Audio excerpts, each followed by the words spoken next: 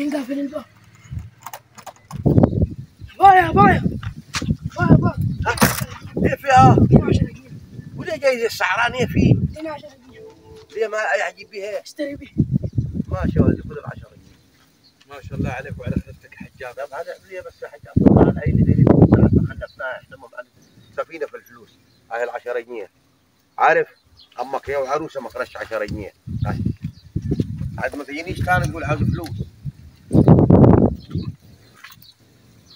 ما شاء الله عليك وعلى خلفتك يا حجاب. وي ويا العيال دي لو مش بتاكل الصقلانس وما تشرب فخفخينه كان بقيت كيف؟ بس بالصلاه على النبي ولو عمص عليك انت مش تتبطش في الارض زي قرص الدقيق.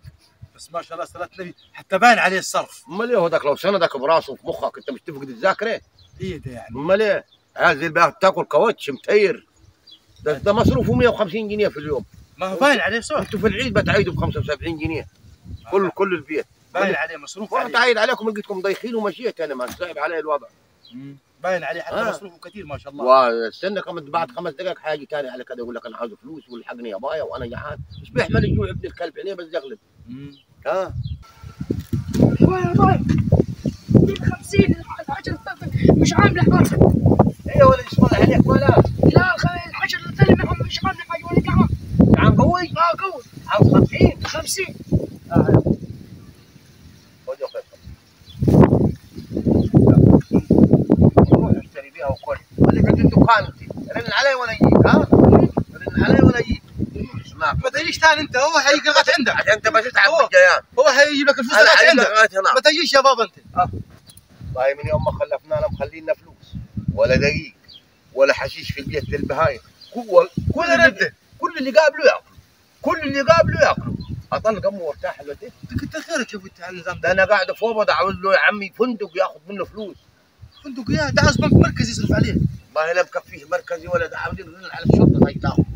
لا بس مش وضع ده حجاب البردك ايه؟ يا ده لو قاعد وقف في الدكان 4 دقائق عاوز له 100 جنيه. ما تكفوش. وانا معي مكنه فلوس. بس الواد من وقت الشبشب عينيه حمرت وانا بخاف منه. يا ساتر. امال ايه؟ بس عليك عاوز ياكلك، لو جاع ده ممكن ياكلك يا عبد الله. يا ساتر يا رب. امال ايه؟ عيال مربيه على العزمي زي عيالكم العيله والتوابل جنب الوقع. عز يا ده فجع ده.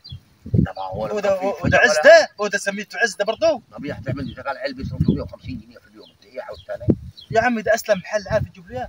تجيب له 2 كيلو خلة قاضي و2 كيلو دشيش واخر الليل تبل له. الله يخرب بيتك وبيت ابوك، واذا كان من غير دشيش ومن غير غله انتم ما عرفتوا تتكلموا، طب هو ده لو كل دشيش عليه طلاق كلنا بخلقنا. يطلع مني ايه في؟ لا ده والله ما ياكل دشيش، ده زي ما بتقول انت وقيضي لا يخش عليك ياكلك بخلقك. لا يبقى يستوحش. بقول لك ده النفر يجنبكم من وراح انت وولدك يا عمي ما تضمنش الدنيا. يا عم انا هعزل منه. ده ممكن تاكلون احنا على كده. انا هعزل منه واقول له شوف طريقك، كبر على كده، يشتغل ويصرف لحاله.